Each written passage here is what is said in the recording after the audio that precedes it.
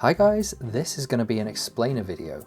If you've seen some of my previous videos, notably classic cutscene secrets or Beauty of Tomb Raider 3 and 4 in particular, and you're wondering, hey, how's he doing that? How's he moving around and watching cutscenes from different angles? Well, in this video, I'll be giving you an overview of how to do it. Doing this requires the use of a website on GitHub called Tomb Raider Nostalgia, and I'm going to put a link under the video. It's a tool that you can use to explore the levels with a free camera. It's not a playable game. You can't control Lara, just the camera. Okay, I'm going to stress that first before people comment underneath asking how to make Lara move. You can't do it, okay? Just for exploring with a camera. Secondly, it's only for Tomb Raiders 1 to 4 currently. Perhaps Tomb Raider 5 one day, keep your fingers crossed. So you choose a level that you want to explore. Let's go with the Lost Valley. It's going to appear in your browser like this. You're going to have a green box in the upper left corner. If you decide, no, I don't want to play this level, you hit the home key and you're back to your main menu.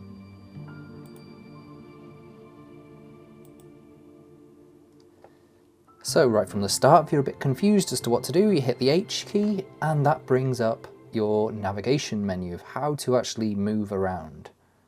So please note, the best way to navigate is to hit this QWERTY mode in the green box in the corner, and then you move around using WSAD and your mouse. So let's go through some things. You hit the right mouse button to free the camera, and then you are free to move around.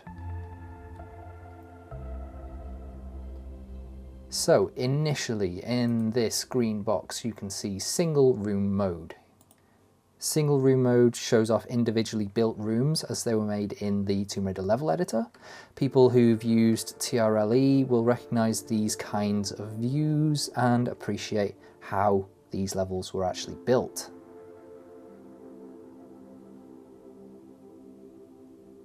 Wireframe mode shows off literally the bare bones of the entire level, which is pretty cool to see.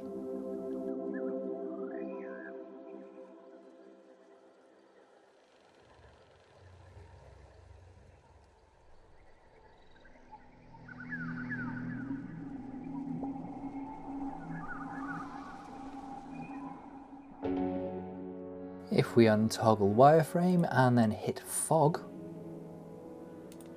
this sort of toggles the fog of war draw distance for places to appear like they do in the game itself. You see that darkness that everyone was so familiar with the T-Rex looming out of? Now it's back. No bump mapping. This doesn't actually seem to do anything as far as I can see.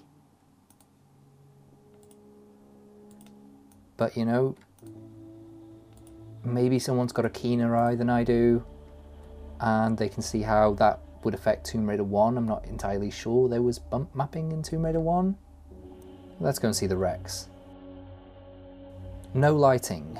This affects various parts of the environment and it gives a sort of neutral, no shadows look to the level you're exploring. This can be particularly cool for places that are in dark levels. Full screen obviously toggles full screen, which is fantastic. If you want to explore in full screen mode and you don't want that overlay in the top left, you hit the enter key and it gets rid of it. Hitting enter again brings it back. And of course, right clicking will bring up your mouse so you can interact with the menu. Bounding boxes shows where the sides of objects and walls are, likely for collision data purposes, showing what Lara can interact with or run into.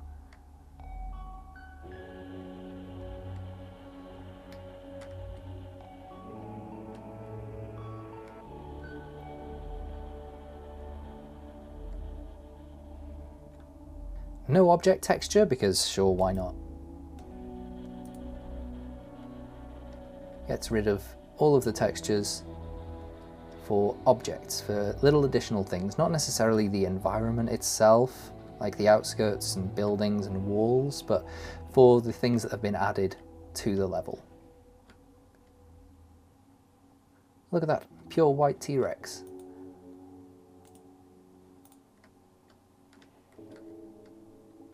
Showing portals kind of relates back to that single room mode. It's great for disco fans, or just to show where the edges of these single rooms are. Which areas join to which areas. Pretty cool to see, isn't it?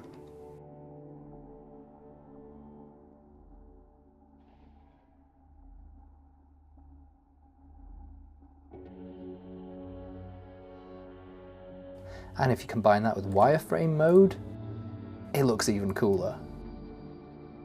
Like, how retro does that look?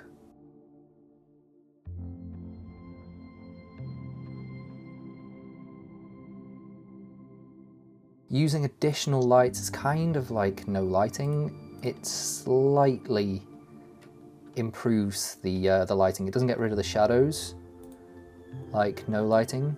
It doesn't do that. It just improves it a little bit, which is quite nice if you just want to have a better look without it completely ruining the atmosphere.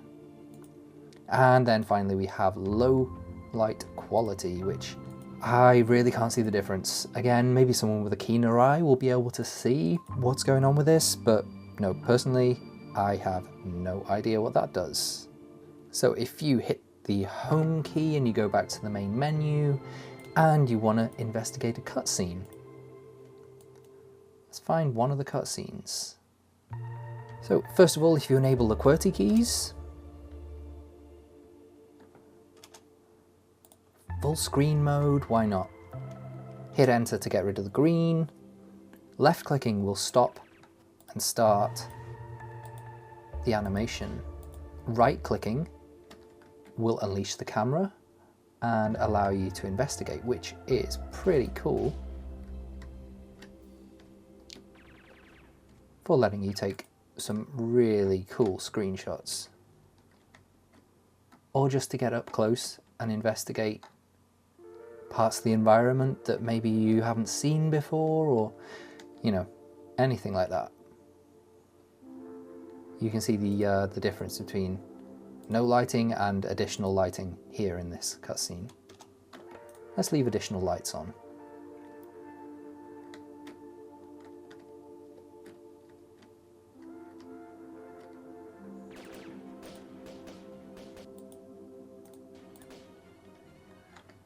And that's about it, really.